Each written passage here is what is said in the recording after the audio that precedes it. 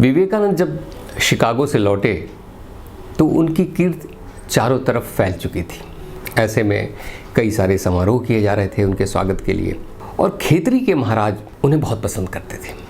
तो उन्होंने भी सोचा कि भाई एक समारोह किया जाए उनके स्वागत में, उनके सम्मान में। अब राजा तो राजा सम्मान करेंगे तो कैसा होगा।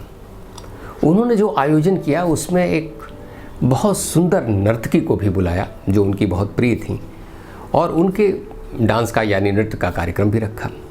अब ऐसे में स्वामी जी को लगा कि मैं हूँ सन्यासी और मैं उस सभा में बैठकर किसी का नृत्य देखूं, ये मुझे शोभा नहीं देता। तो स्वामी जी ने ये बहाना कुछ बनाया और ये कहा कि मेरे लिए उचित नहीं है और महाराज को कहला भेजा कि भाई मैं उस सभा में नहीं आ सकता। नर्तकी ने अपना नृत्य जो था वो बहुत सुंदर तरीके से प्रस्तुत किया, पर जब उन्हें पता चला कि स्वामी जी उनका नृत्य देखने नहीं आए हैं तो उन्हें बहुत आघात लगा, उन्हें बहुत दुख पहुंचा। उन्हें लगा कि शायद मैं इतना ओछा काम, इतना छोटा काम कर रही हूँ जिसे स्वामी जी देखना पसंद नहीं करते। इस बात से उनके मन पर बहुत चोट लगी।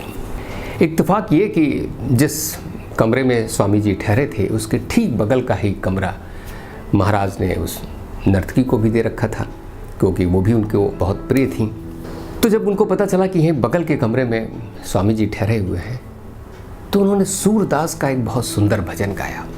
भजन के कुछ वाक्यांश या बोल कुछ इस तरह से कि प्रभु जी मोरे अवगुण चित न धरो, एक लोहा पूजा में लागत, एक घर बधिक परो, यह अंतर पारस नहीं जानत, कंचन करत खरो, प्रभु मोरे अवगुण चित न धरो। इसका अर्थ कुछ ऐसे है कि हे प्रभु, तुम मेरे अवगुणों को, मेरी कमियों को, मेरी गलतियों को अपने मन में स्थान मत दो, उस पर अपना ध्यान मत लगाओ। जैसे एक लोहा होता है जो पूजा में रखा जाता है और एक लोहा कसाई के घर में रहता है जिससे वो तमाम जानवरों को काटते हैं। लेकिन पारस पत्थर इस अंतर को नहीं जानता।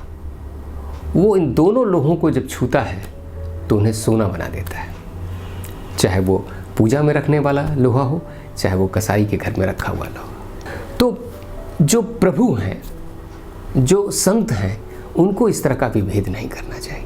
ऐसा सुनते ही स्वामी जी को एक बोध हुआ, एक रियलाइजेशन हुआ कि अरे मैं तो सन्यासी हूँ और मुझे ये विभेद करने का क्या हक है कि कौन अच्छा है कौन बुरा है। मुझे तो सभी के प्रति अपनी करुणा, अपना स्नेह अर्पित करना चाहिए।